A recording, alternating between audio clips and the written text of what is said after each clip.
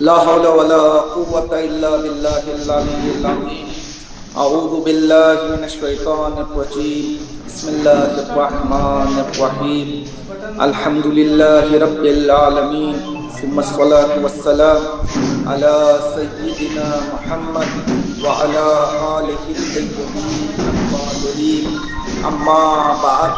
فقد قال الله تبارك وتعالى في كتابه المبين وقوله الحق وهو أصدق الصادقين. بسم الله الرحمن الرحيم. قد أفلح من زكاها وقد خاب من دساها. میں سب سے پہلے مجدداً شکر گزار ہوں برادر عزیز مولانا سید یاسین حسین عابدی صاحب کا، کہ جنہوں نے کچھ مہینوں کے بعد دوبارہ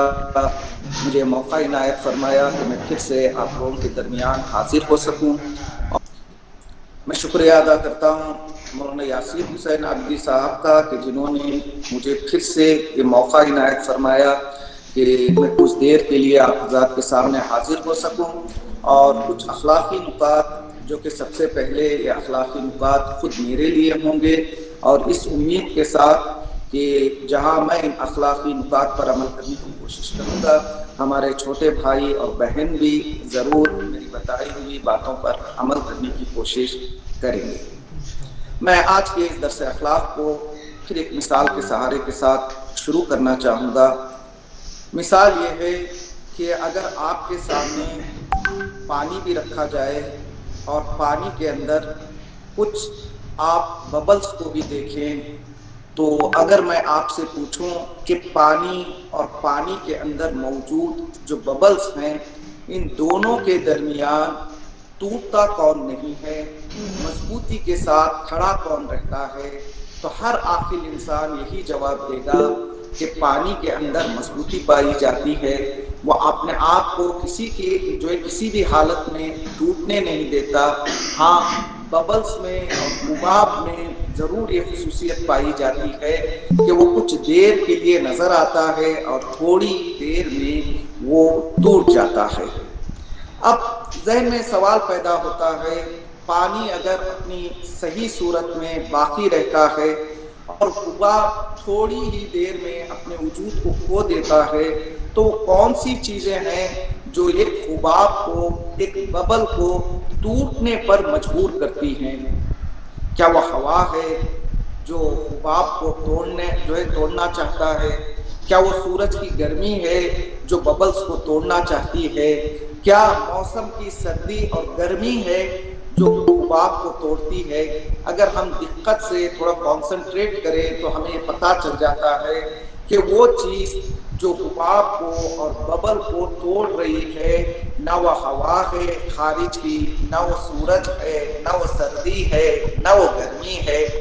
بلکہ حباب جو ہے، حباب اپنے وجود کو کھو دیتا ہے اور اپنے آپ کو توڑ دیتا ہے. تو اس کی صرف ایک ہی وجہ ہوتی ہے، وہ وجہ یہ ہوتی ہے کہ حباب اگر ٹوٹتا ہے تو خود اپنے اندر موجود ہوا اور ایئر کی وجہ سے اپنے وجود کو کھو دیتا ہے. اگر ایک ببل اپنے وجود کو کھوتا ہے تو کوئی خارجی چیز آ کر اسے مٹاتی نہیں ہے، بلکہ حباب کے اندر جو ہوا موجود ہوتی ہے، وہ ہوا خود اس بات کا سبب بنتی ہے کہ حباب ٹوٹ جائے. تو بالکل ہم انسانوں کی مثال بھی ایک حباب اور ایک ببل کی مثال ہے. انسان اگر تباہی کی طرف اپنے آپ کو لے جاتا ہے، اپنے آپ کو کوئی انسان مٹانا چاہتا ہے، یہ نہ کہے کہ فلاں دوست نے مجھے مٹا دیا، فلاں آدمی کی سیاست نے مجھے ڈبو دیا، فلاں گروپ نے مجھے ہرانا چاہا لہٰذا میں ٹوٹ گیا. نہیں، جس طرح سے ایک ببل کو اور ایک حباب کو خارج کی چیزیں نہیں توڑ سکتی، اگر ایک حباب ٹوٹتا ہے تو اس کے اندر موجود ہوا کی وجہ سے ٹوٹتا ہے. بالکل اسی طرح سے ایک انسان ناکام ہوتا ہے، کامیابی تک نہیں پہنچتا ہے، بجائے اس کے کہ وہ اپنی ناکامی میں وہ دوسروں کو بلیم کرے، دوسروں کو قصوروار ٹھہرائے. انسان کو یہ اچھی طرح سمجھ لینا چاہیے کہ انسان اگر ہارتا ہے اگر ناکام ہوتا ہے تو خارجی عوامل کی وجہ سے نہیں ہے، جس طرح سے یہ حباب اپنے اندر موجود ہوا کی وجہ سے ٹوٹ جاتا ہے، بالکل اسی طرح سے انسان اگر ناکام ہوتا ہے تو انسان کے اندر چھپی ہوئی اس کی ڈیزائرز، اس کی ہوا و ہوس ہوتی ہے جو انسان کو کامیابی تک پہنچنے نہیں دیتی ہے۔ ہو سکتا ہے کہ کچھ لوگ ایسے بھی مل جائیں کہ جو ہوا و ہوس میں اپنے ڈیزائرز میں گرفتار ہیں اور ظاہری طور پر وہ یہ کلیم کریں اور دنیا کو یہ بتائیں کہ دیکھو میرے اندر ہوا اور ہوس بھی ہے لیکن مجھے کامیابی بھی ملی ہے۔ اس کی مثال بالکل اسی ببل اور حباب کی طرح ہے۔ حباب تھوڑی دیر کے لیے تو پر آتا ہے لیکن کچھ دیر پانی کے اوپر رکنے کے بعد بہت ہی جلد وہ ٹوٹ جاتا ہے۔ لہٰذا اگر کوئی انسان اپنے ہوا و ہوس کی پیروی بھی کرے اور اپنے آپ کو کامیاب بھی سمجھے تو دنیا دیکھ کر یہ نہ سوچے کہ یہ کیسے ممکن ہے کہ یہ ہوا و ہوس کی پیروی بھی کر رہا ہے اور کامیابی بھی اس کے قدموں کو چوم رہی ہے۔ نہیں، یہ کامیابی حباب کی کامیابی ہے۔ کچھ دیر کے لیے لوگوں کو لگے گا کہ یہ کامیاب ہو گیا، لیکن جس طرح سے یہ حباب کو اس کے اندر کی ہوا ٹوٹ جاتی ہے تو وہ اپنے وجود کو کھو بیٹھتا ہے، بالکل اسی طرح سے وہ انسان جو اپنے ہوا و ہوس اور اپنے برے ڈیزائرز کی پیروی کرتا ہے اسے یہ یقین کر لینا چاہیے یہی میرے ڈیزائرز ہیں، یہی میری بری ہوا اور بری ہوس ہے جو ایک دن مجھے ڈبو کر رکھ دے گی۔ میں نے جو یہ مثال آپ کی خدمت میں پیش کی کہ مؤمن کی مثال پانی کی مثال ہے، اور جو غیر مومن ہے گرچہ وہ کامیاب ہے، وہ سمجھ رہا ہے کہ میں کامیاب ہوں، لیکن اس کی مثال حباب اور ایک ببل کی مثال ہے۔ اور چھٹے امام سے ایک روایت ہمیں ملتی ہے، اس روایت میں اور اس حدیث شریف میں ہمارے آپ کے چھٹے امام نے ارشاد فرمایا، مثل المؤمن کا مثل الماء، مومن کی مثال پانی کی مثال ہوتی ہے جو کسی بھی حالت میں اپنے وجود کو کھوتا نہیں ہے، اپنے وجود کے ساتھ باقی رہتا ہے۔ اس کا مفہوم یہی بنتا ہے کہ جو مومن نہیں ہے اس کی مثال پانی کی مثال نہیں ہے، بلکہ وہ حباب اور ببل کی طرح ہے جو تھوڑی دیر کے لیے سمجھے گا کہ میں ہوا و ہوس کی اوبیڈینس کرتے ہوئے، ان کی اطاعت کرتے ہوئے، ان کو فالو کرتے ہوئے میں کامیابی تک بھی پہنچ رہا ہوں، لیکن بہت ہی جلد اس کی یہ کامیابی شکست میں تبدیل ہو جائے گی اور اسے پتا چلے گا کہ کامیاب وہی ہوتا ہے جو اپنے ہوا و ہوس کی پیروی نہیں کرتا ہے، اور وہ ضرور ایک دن جا کر ڈوبے گا جو اپنے ہوا و ہوس کی پیروی کرتا ہے۔ اسی لیے خداوند عالم نے قرآن مجید میں ارشاد فرمایا، قد افلح من زکاہا، کامیاب وہی ہوگا جو اپنے ہوا و ہوس کی پیروی نہیں کرے گا اور اپنے نفس کا پیوریفیکیشن کرے گا، اور جو اپنے ہوا و ہوس کی پیروی کرے گا گرچہ وہ تھوڑی دیر کے لیے لگے کہ میں کامیاب ہو رہا ہوں، لیکن ایسا انسان کبھی بھی کامیاب نہیں ہو سکتا۔ اگر انسان کامیاب ہونا چاہتا ہے تو اسے چاہیے کہ اپنے نفس کو مارے، اپنے نفس کو منع کرے، اپنے نفس کو فالو نہ کرے، اپنے نفس کی پیروی نہ کرے۔ اسی مقام پر میں ایک داستان کا سہارا لینا چاہوں گا تاکہ بات اور اچھی طرح سے ہمارے سامنے کلیئر ہو جائے۔ ایک داستان ملتی ہے کہ ایک جگہ ایک نوجوان رہا کرتا تھا، اور اس نوجوان نے جو ہے دیکھا کہ اس کی جو ماں ہے اس کا کیریکٹر اچھا نہیں ہے۔ جب بھی یہ راستے میں باہر نکلتا تو لوگ اسے دیکھ کر کہتے کہ دیکھو فلاں شخص جو جا رہا ہے اس کی ماں کا رابطہ فلاں انسان کے ساتھ ہے، فلاں انسان کے ساتھ ہے۔ آئے دن جب بھی وہ کچھ دنوں کے بعد باہر نکلتا تو ایک نئے آدمی کا نام اس کے کانوں میں آتا کہ اس کے ماں کا رابطہ پھر ایک نئے آدمی سے قائم ہو چکا ہے۔ نوجوان تھا اور ماں کے بارے میں کوئی بات کرے اس کی غیرت بھی جاگ رہی تھی اور اس سے برداشت بھی نہیں ہو رہا تھا۔ لیکن یہ کیا کرتا ہے، کافی پریشان ہو جاتا ہے، گھر واپس آتا ہے، گھر آتے ہی اپنے ماں کو مار دیتا ہے، قتل کر دیتا ہے، مرڈر کر دیتا ہے۔ جب لوگ جمع ہوئے پوچھا تیری ماں کو کس نے مارا تو اس نے کہا میں نے مارا۔ لوگوں نے پوچھا ماں کو مارنے کی کیا ضرورت تھی، اگر تجھے مارنا ہی تھا تو اس آدمی کو مارتا کہ جس نے تیری ماں کو بدنامی کے دہلیز پر لا کر کھڑا کر دیا تھا. تو وہ نوجوان کہتا ہے کہ تمہاری بات صحیح ہے، اگر میں لوگوں کو مارنے کے لیے نکلتا تو پتہ نہیں کتنے لوگوں کو مجھے مارنا پڑتا، چونکہ میرے ماں کا رہتا ایک آدمی کے ساتھ تو نہیں تھا، 10 20 40 50 جو ہے قتل مجھے کرنا پڑتے. لہذا میں نے سوچا کہ بجائے اس کے کہ 50 لوگوں کو ماروں اور اس کے بعد بھی یہ گارنٹی نہیں ہے کہ میری ماں پھر کسی دوسرے نئے آدمی سے رابطہ قائم نہیں کرے گی، لہذا میں نے سوچا جو فساد کی روٹ ہے، جو فساد کا جڑ ہے، میری ماں ہے، اسی کو میں مار دیتا ہوں، تاکہ جیسے ہمارے یہاں مثال بھی بولتے ہیں نہ رہے گی بانس نہ بجے گی بانسری. اس نے کہا جو یہ سارے فساد کی جڑ ہے میں اس فساد ہی کو کیا کر دیتا ہوں، ختم کر دیتا ہوں. تو یہاں پر علماء اخلاق کہتے ہیں ہمارے نفس کی مثال بھی، ہمارے سول کی، ہمارے ہوس کی پیروی کرنے کی عادت کی مثال بھی جو ہے اس فاحشہ ماں کی طرح ہے. اگر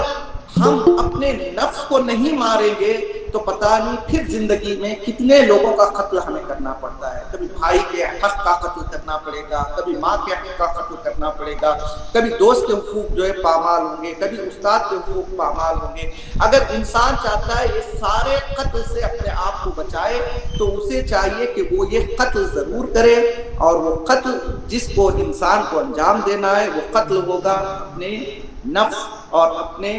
جو ہے برے ڈیزائرز کا قتل. اگر انسان اپنے خواہشات کا قتل کرے گا تو پھر وہ بہت سارے قتل کرنے سے اپنے آپ کو محفوظ رکھ پائے گا. لہذا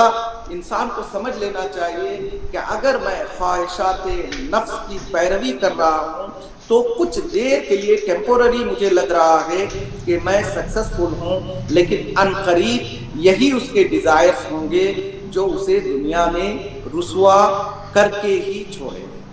لہذا مومن کی مثال پانی کی مثال ہے. چھٹے امام نے ارشاد فرمایا مومن پانی کی طرح ہوتا ہے جو صاف رہتا ہے، شفاف رہتا ہے، کہ جس کے اندر ٹرانسپیرنسی بھی پائی جاتی ہے، شفافیت پائی جاتی ہے. اگر کسی کے اندر شفافیت نہیں ہے، صفائی نہیں ہے، شفاف نہیں ہے، ٹرانسپیرنٹ نہیں ہے، تو اس کا مطلب یہ ہے کہ اس کے اندر مومن کی صفات نہیں ہے، بلکہ وہ غیر مومن ہے. اور غیر مومن جو ہوتا ہے وہ ببل اور حباب کی مانند ہوتا ہے، جو اپنے آپ کو سمجھ رہا ہے کہ میں کچھ ہوں، لیکن تھوڑی دیر کے بعد اس کے اندر جو چیزیں موجود ہیں وہی چیزیں اس کی تباہی کا باعث بن جاتی ہے. دوسری روایتوں میں یہ بھی بتایا گیا المومن کالجبل الراسخ، مومن جو ہے پہاڑ کی مانند ہوتا ہے، مومن کو کوئی اس کی جگہ سے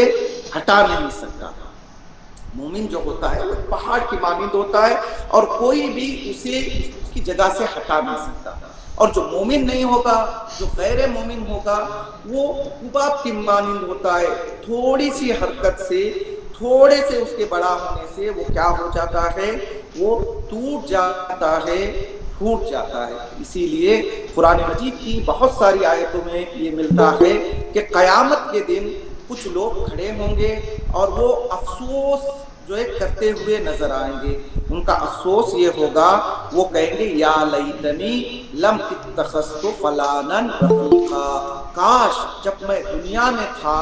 تو فلاں انسان کو اپنا دوست نہ بناتا.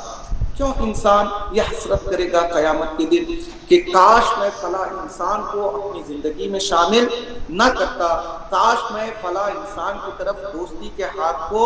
نہ بڑھاتا. پھر میں مثال کا سہارا لوں گا تاکہ بات اچھی طرح سے واضح ہو جائے. دیکھیے اگر آپ کے گھر میں گلدان ہو، گلدان میں کوئی پودا لگا ہو، تو پودے کا اگر ایک پتا زرد ہو جائے تو ہم اسے زرد پتے کو اس کی حالت پہ چھوڑ نہیں دیتے ہیں. جو فارمرز ہوتے ہیں وہ ہمیں تلقین کرتے ہیں کہ جب بھی پودے کا ایک پتا زرد ہو جائے فوراً اسے پودے سے جدا کر دیں. اگر جدا نہیں کریں گے تو کیا ہوگا، دھیرے دھیرے وہ اپنے رنگ میں دوسرے پتوں کو بھی رنگ لے گا، اور دیکھتے ہی دیکھتا جو ہے ایک جو سرسبز جو آپ کا پودا تھا وہ سارے کے سارے پودے کے پتے زرد جو ہے پتوں میں بدل جائیں گے۔ لہٰذا اگر ہم چاہتے ہیں کہ سارا پودا صحیح سالم رہے، جہاں کہیں بھی ہم پودے کے اندر ایک زرد پتا دیکھیں تو ہماری ریسپانسبلٹی یہ ہے کہ اس زرد پتے کو درخت سے جدا کر دیں تاکہ سارے کا سارا درخت کیا رہے، صحیح ہو، سالم رہے۔ اور پورے دوست کی مثال بھی اس زرد پتے کی مانند ہے۔ اگر 10 اچھے دوستوں میں ایک برا دوست آ جائے اور 9 دوست اس برے دوست سے اپنے آپ کو نہ بچائیں، ایسا ہو ہی نہیں سکتا کہ برا دوست اپنی برائیوں کو کسی نہ کسی حد تک آپ کے اندر نہ چھوڑے۔ اور اسی لیے قیامت کے دن کچھ لوگ کف افسوس ملتے ہوئے نظر آئیں گے اور یہ خواہش ظاہر کریں گے کہ کاش جب ہم دنیا میں تھے تو فلاں انسان کو ہم اپنا دوست نہ بناتے، اور وہ خود جو ہے اس کا رزلٹ بھی بیان کریں گے، کہیں گے کہ اگر ہم فلاں انسان کو اپنا دوست نہ بناتے پھر کیا ہوتا، اگر وہ دوست نہ ہوتا، لولا انتم لکنا مؤمنین، اگر تم ہماری زندگی میں نہ آئے ہوئے ہوتے، اگر تم اپنے فریب کاریوں سے ہمیں دنیا میں دھوکہ نہ دیے ہوئے ہوتے، لکنا مؤمنین، تو آج قیامت کے دن ہمارا شمار بھی مؤمنین جو ہے مؤمنین میں ہوتا۔ دیکھیں جس طرح سے ایک زرد پتا اپنی خرابی کو سارے درخت میں پہنچا دیتا ہے، بالکل اسی طرح سے اگر 10 برے دوستوں کا دوست ایک مؤمن ہو، مؤمن اگر برے لوگوں میں جائے گا تو وہ ان کی برائی کو نہیں لے گا بلکہ اپنے ایمان کی خوشبو کو ان لوگوں تک بھی پہنچائے گا۔ آپ نے مشک کا نام تو سنا ہوگا، مشک و عنبر، شعر شاعری میں یہ نام جو ہے زیادہ آپ جو ہے سنتے رہتے ہیں۔ یہ مشک کیا ہوتا ہے پتہ ہے آپ کو؟ ہرن جو ہوتا ہے اپنے خون کا قطرہ، ایک قطرہ اپنے پیٹ کے اندر ایک مخصوص تھیلی اور جو ہے بیگ ہوتی ہے، ایک چیز ہوتی ہے، اس بیگ کے اندر وہ اپنے خون کے ایک صاف جو ہے قطرے کو جمع کرتا ہے۔ اب جب شکاری ہرن کا شکار کرتا ہے تو اس تھیلی کو حاصل کر لیتا ہے، اور اس تھیلی کو حاصل کرنے کے بعد فوراً اسے کھولتا نہیں ہے بلکہ 1 سال تک اسے دھوپ میں سکھاتا ہے۔ جب 1 سال تک وہ دھوپ میں اچھی طرح سے سوکھ جاتی ہے تو پھر 1 سال کے بعد شکاری اس بیگ کو پھاڑتا ہے، کھولتا ہے۔ جب وہ کھولتا ہے تو اس کے اندر سے ایک عجیب طرح کی خوشبو نکلتی ہے جسے ہم اور آپ مشک کہتے ہیں، اور اس تھیلی کے اندر کچھ اسی خوشبودار کے بڑے بڑے پیسز بھی ہوتے ہیں، بڑے بڑے ٹکڑے ہوتے ہیں جسے عربک میں عطرت کہا جاتا ہے، کہ جس کی خوشبو اور زیادہ ہوتی ہے۔ اور اسی لیے رسول اسلام صلی اللہ علیہ وآلہ وسلم نے اپنے آل کے لیے عطرت کا لفظ استعمال کیا ہے، یعنی رسول اسلام اپنی آل کے لیے عطرت کا لفظ استعمال نہیں کر رہے ہیں بلکہ زمانے کو یہ پیغام دے رہے ہیں کہ دیکھو میری آل کوئی معمولی چیز نہیں ہے، نہ یہ مشک ہے بلکہ مشک کے وہ بڑے ٹکڑے ہیں، جو بھی ان کے قریب آ جائے گا ان کی خوشبو سے ضرور اپنے آپ کو معطر کرے گا، اگر ان سے متمسک رہے گا تو پھر اس کے وجود میں بھی اہل بیت کا ریفلیکشن ضرور جو ہے نظر آئے گا۔ لہذا انسان کو چاہیے کہ اچھے دوستوں کی صحبت میں رہے، اور جہاں اچھے دوستوں کی تاکید ہوئی ہے وہیں پر اہل بیت جیسے تعلیمات ہمارے پاس موجود ہے۔ انسان کو چاہیے کہ اپنے دوست کی مانند اہل بیت کی تعلیمات کو اپنی زندگی میں داخل کر لے تاکہ قیامت کے دن ہمیں یہ افسوس نہ کرنا پڑے کہ اگر تم نہ ہوتے تو میں بھی مومنین میں سے ہوتا، بلکہ قیامت کے دن ہمیں یہ کہنا پڑے کہ چونکہ ہم نے اہل بیت جیسے دوستوں کو اپنی زندگی میں شامل کیا، ان کی خوشبو ہماری زندگی میں داخل ہوتے ہی اس خوشبو نے ہماری زندگی کو اتنا معطر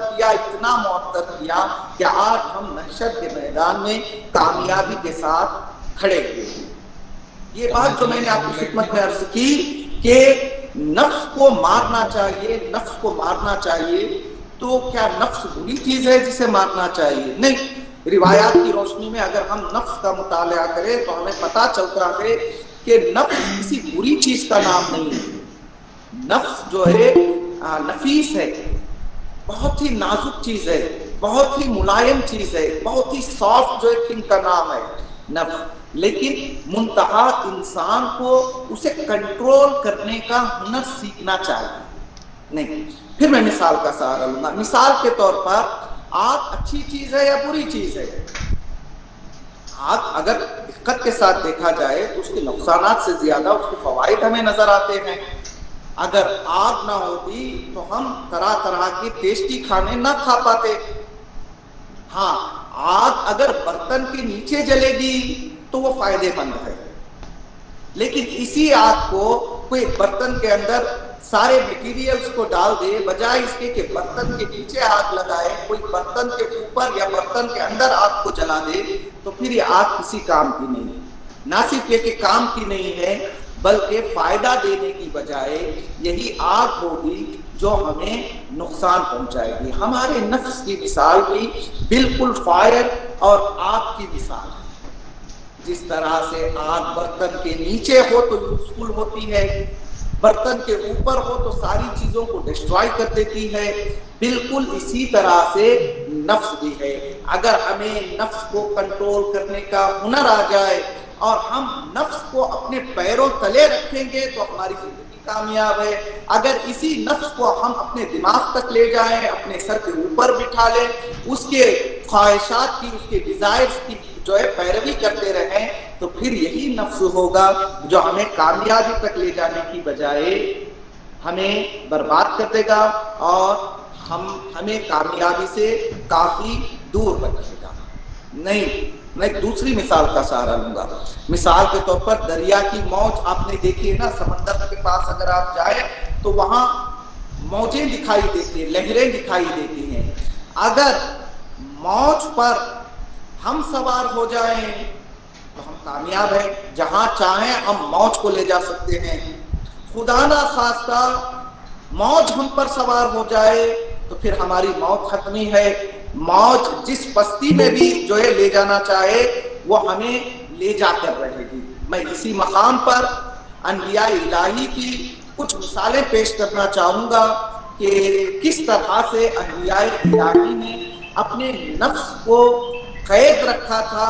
گرچہ بہت سارے ظاہری عوامل ایسے تھے کہ جو اس بات کی دعوت دے رہے تھے انبیاء کو کہ وہ اپنے نفس کی پیروی نہ کریں، بلکہ وہ اپنے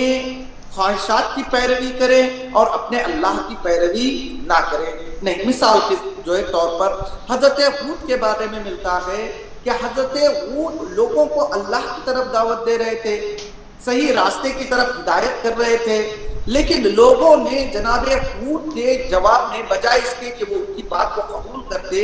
لوگوں نے حضرت ہود سے کہا اِنَّا لَنَرَاكَ فِي صَفَاحَةٍ، تم جو باتیں کر رہے ہو ہم تمہارے اندر دیوانگی کو دیکھ رہے ہیں۔ یعنی انہوں نے جناب ہود پر دیوانگی کی تہمت لگائی اور الزام لگایا کہ اے نوح، ہماری نظر میں تم ایک دیوانے سے زیادہ کچھ بھی نہیں۔ جناب جو ہے ہود نے یہ نہیں کہا کہ تم مجھے دیوانہ کہہ رہے ہو تو میں تمہارے مقابلے کے لیے کھڑا ہو جاؤں گا، ابھی میں پروف کروں گا کہ میں دیوانہ نہیں، بلکہ جناب ہود صبر سے کام لیتے۔ کیوں صبر سے کام لیتے ہیں؟ چونکہ جناب ہود پانی صفت ہیں، جناب ہود کے اندر پانی کی صفات پائی جاتی ہیں، ان کے اندر ببل کی صفت پائی نہیں جاتی ہے۔ یا حضرت نوح کے لیے لے لیجئے، حضرت نوح کے لیے ان کے قوم والوں نے کہا کہ اِنَّا لَنَرَاكَ فِي ضَلَالٍ، اے نوح ہم تمہیں کھلی ہوئی گمراہی میں دیکھ رہے ہیں۔ جناب نوح کی ایک کوالٹی تھی کہ ان کی قوم جتنا سختی کے ساتھ جو ہے رویہ اختیار کرتی، جناب نوح اتنا ہی زیادہ نرم لہجے میں قوم سے بات کیا کرتے تھے۔ ان کا سختی کے ساتھ بات کرنا بتا رہا ہے کہ ہمارے اندر قوا اور نبلس کی کوالٹیز ہیں۔ جناب نوح کا خوش اخلاقی سے اور نرمی کے ساتھ ان لوگوں کے ساتھ پیش آنا یہ پیغام دے رہا تھا کہ دیکھو میرے اندر جو صفات پائی جاتی ہیں وہ پانی کی صفات پائی جاتی ہے۔ نہیں، حضرت یوسف کی زندگی لے لیجئے، حضرت یوسف کے بھائی جب چوری کرتے ہوئے، چوری کا الزام لگا ان کے بھائی پر، اب جب لوگ ان کے قریب پہنچے تو لوگوں نے کہا کہ یوسف پہلا آدمی یوسف کا بھائی پہلا آدمی نہیں ہے کہ جس نے چوری کی ہے، اس سے پہلے اس کے بھائی یوسف نے بھی بچپنے میں ایک چوری انجام دی تھی۔ اگر حضرت یوسف چاہتے تو اسی وقت وہیں پر کھڑے ہو جاتے اور اپنی بے گناہی کو ثابت بھی کر سکتے تھے، لیکن جناب یوسف نے خاموشی اختیار کر کے پھر قوم کو یہ پیغام دیا کہ دیکھو میرے اندر جو کوالٹیز پائی جاتی ہیں وہ ایک پانی کی کوالٹیز ہیں۔ یہ قوم جو ہمارے خلاف سازشیں کر رہی ہے اور ہمارے حوالے سے تہمتیں لگا رہی ہیں، ان کی خصوصیات یہ ہیں کہ ان کے اندر ببل اور حباب کی خصوصیت پائی جاتی ہے۔ نہیں، کچھ اور پیچھے چلیے، حضرت آدم علیہ السلام کے دو بیٹے ہیں، دونوں میں جھگڑا ہوا۔ قابیل نے حابیل سے کہا کہ اب میں تمہیں نہیں چھوڑوں گا، میں تمہیں قتل کر کے ہی رہوں گا۔ تو جناب حابیل نے اس کے جواب میں یہ نہیں کہا کہ اگر تم مجھے قتل کرو گے تو میں بھی خاموش نہیں بیٹھوں گا، میں بھی بدلے میں تمہیں قتل کروں گا، نہیں، بلکہ جناب حابیل نے بہت ہی پولائٹ لہجے میں قابیل سے کہا کہ اگر تم غصہ کر رہے ہو تو غصہ مجھ پر نہ کرو، بلکہ تم اپنے اندر جھانک کے دیکھو اور یہ اینالائز کرنے کی کوشش کرو کہ اگر خدا نے میری قربانی کو قبول کیا ہے اور تمہاری قربانی قبول نہیں ہوئی ہے تو جاؤ تم جا کر اس کے ریزنز پر توجہ کرو کہ آخر میری قربانی قبول ہوئی تو اس کی وجہ کیا ہے، اگر خداوند عالم نے تمہاری قربانی کو قبول نہیں کیا ہے تو اس کی وجہ کیا ہے۔ تو تمام انبیاء الہی نے اپنی زندگی میں یہ ثابت کیا کہ ہم پانی صفت ہیں اور ہمارے مقابل میں جو لوگ آ رہے ہیں ان کی مثال حباب اور ببل کی مثال ہے۔ لہذا ہر انسان کو چاہیے کہ وہ اپنی زندگی میں پانی بننے کی کوشش کرے، چونکہ پانی صاف ہوتا ہے، پانی دوسروں کو بھی پاک کرتا ہے، پانی کے اندر ٹرانسپیرنسی پائی جاتی ہے۔ لہذا ہر مومن کو یہ کوشش کرنی چاہیے کہ اپنی زندگی میں ان کوالٹیز کو شامل کریں۔ انسان کا کام ہے کہ وہ پانی کی طرح شفاف رہے۔ ہاں، انسان پانی کی طرح شفاف رہے گا تو مقابل میں کچھ لوگ ایسے ضرور ہوں گے جو اس انسان پر حملہ آور ضرور ہوں گے اور اس انسان سے غلط فائدہ اٹھانے کی کوشش ضرور کریں گے، لیکن روایتوں کی روشنی میں اگر دیکھیں تو ہمیں یہ پیغام ملتا ہے کہ انسان کا فریضہ وہ یہ ہے کہ وہ پورا ٹرانسپیرنٹ رہے۔ اگر قابل والا کوئی اسے نقصان پہنچانا چاہے گا تو وہ سوچے گا کہ میں اسے نقصان پہنچا رہا ہوں، لیکن وہ نقصان نہیں پہنچا پائے گا، بلکہ یہی اذیت اس بات کا باعث بنے گی کہ اس کی معنوی طاقت میں اور زیادہ اضافہ ہوگا۔ اور ذہن میں یہ سوال بھی رائج ہوتا ہے کہ اگر انبیاء الہی اتنے پاک و صاف تھے تو پھر لوگ ان سے دشمنی کیوں کیا کرتے تھے، لوگ ان کی اتنا زیادہ اپوز کیوں تھے؟ تو اس کا مختصر جواب چونکہ تمام میں گنجائش نہیں، میں یہ دینا چاہوں گا کہ یہ لوگ انبیاء الہی کے دشمن نہیں تھے۔ اگر پریکٹیکلی طور پر ہم تھوڑا انالائز کر کے دیکھیں تو ہمیں پتہ چلتا ہے کہ یہ لوگ خود اپنے آپ کے دشمن تھے، کیونکہ پانی کے قریب اگر کوئی گندا انسان نہ جائے تو اس میں پانی کا نقصان نہیں ہے، بلکہ وہ انسان گندا رہ جائے گا اور اپنے آپ کو طہارت سے دور رکھے گا۔ ہاں، کوئی آپ کا مقابلہ کرے گا، کوئی آپ کے خلاف میں آ کر کھڑا ہو جائے گا تو آپ کو تھوڑی بہت مشکل ضرور ہوتی ہے، لیکن اسی مشکل کو انسان اپنے کمال کے لیے استعمال کرے تو پھر وہ نیچے کی طرف آئے گا، کمال کی طرف بڑھتا ہوا آگے ہی چلتا رہے گا۔ مثال کے ذریعے آگ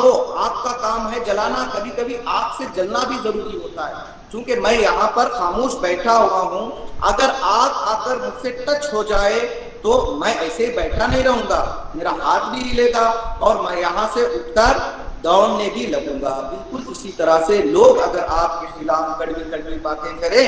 آپ کا دل جلے تو اس کا مطلب یہ نہیں کہ آپ کا نقصان ہو رہا ہے، بلکہ آپ کو اسے پازیٹیو وے میں لینا پڑے گا اور اسی آپ کے دل کے جلنے کو ایک حرکت کا نام دینا پڑے گا۔ ہاں، دو چیزوں کی طرف توجہ ضرور رکھنی پڑے گی۔ انسان پہلی چیز اپنے ذہن میں یہ رکھے کہ میں نیچے ہوں، دوسری چیز یہ رکھے کہ میں نیچے ہوں تو نیچے ہی نہیں رہوں گا، بلکہ میرے اندر یہ اسٹرینتھ پائی جاتی ہے کہ میں نیچے سے اوپر تک بھی جا سکتا ہوں۔ انسان عام زندگی میں یہ سوچتا ہے کہ مجھے اوپر جانا ہے، 2 نمازیں 4 روزے رکھنے سے انسان یہ سوچتا ہے کہ اب میں نے اپنا حق پورا ادا کر دیا ہے، میں نے نماز بھی پڑھ لی ہے، میں نے روزہ بھی رکھ لیا ہے، میں نے تھوڑا بہت صدقہ بھی دے دیا ہے، اب اللہ کی ریسپانسبلٹی یہ ہے کہ مجھے پورے پرابلم سے نکال دے اور میری زندگی کو سکون والی زندگی میں بدل دے۔ یعنی انسان تھوڑا سا عمل کر کے یہ ایکسپیکٹیشن رکھتا ہے کہ اس کے سارے پرابلمز جو ہے کیا ہو جائے، سالو ہو جائے، لیکن سنت الہی یہ نہیں۔ سنت الہی یہ ہے کہ خداوند عالم انسان کو ہمیشہ سختیوں سے جوجھتا ہوا دیکھنا چاہتا ہے، کیونکہ خداوند عالم چاہتا ہے کہ انسان کو ایک بلند مقام تک لے جائے اور انسان کے نفس کو پوری طرح سے پیوریفائڈ ہوتا ہوا خداوند عالم دیکھنا چاہتا ہے۔ میں درس کے آخر میں ایک سٹوری نریٹ کروں گا۔ ایک سٹوری ملتی ہے کہ ایک عالم دین تھے کہ جن کا نام مرحوم ہاشم حداد تھا اور ان کے استاد کا نام تھا قاضی طباطبائی۔ یہ ایک دن یہ اپنے استاد کے پاس جاتے ہیں ہاشم حداد اور اپنے استاد سے یہ عرض کرتے ہیں کہ استاد محترم میں چاہتا ہوں کہ میں اپنی بیوی کو ڈائیورس دے دوں۔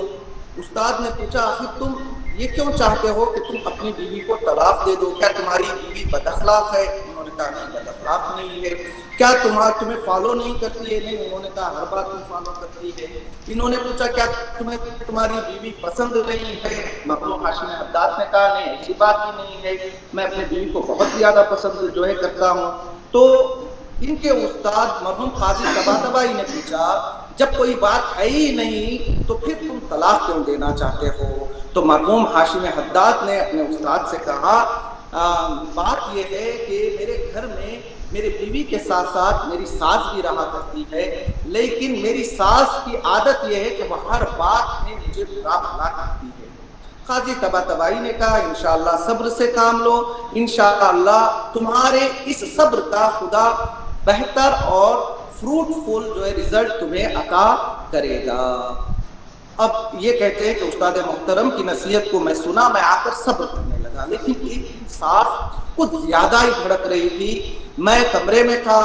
تو وہ بھڑکنے لگی، میں باہر ہال میں آ گیا، ہال میں بھی پیچھے آ کر وہ بھڑکنے لگی،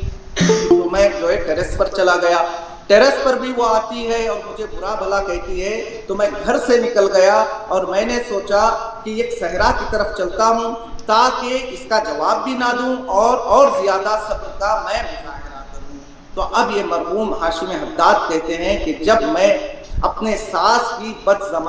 زبانی پر صبر کرتے ہوئے میں ایک صحرا کی طرف آگے بڑھا، تو پھر میں نے صحرا میں پہنچتے ہی اپنے آنکھوں کو کھولا تو میں نے دیکھا کہ اب مجھے وہ چیزیں نظر آ رہی تھی جو عام آنکھیں نہیں دیکھ پاتی۔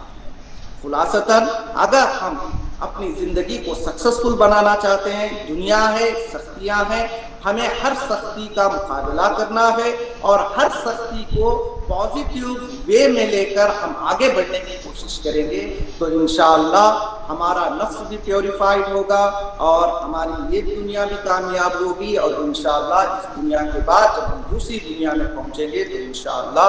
وہاں بھی ہمیں کامیابی نصیب ہوگی۔ ربنا تقبل منا انک انت السمیع العلیم۔ والسلام علیکم ورحمۃ اللہ وبرکاتہ۔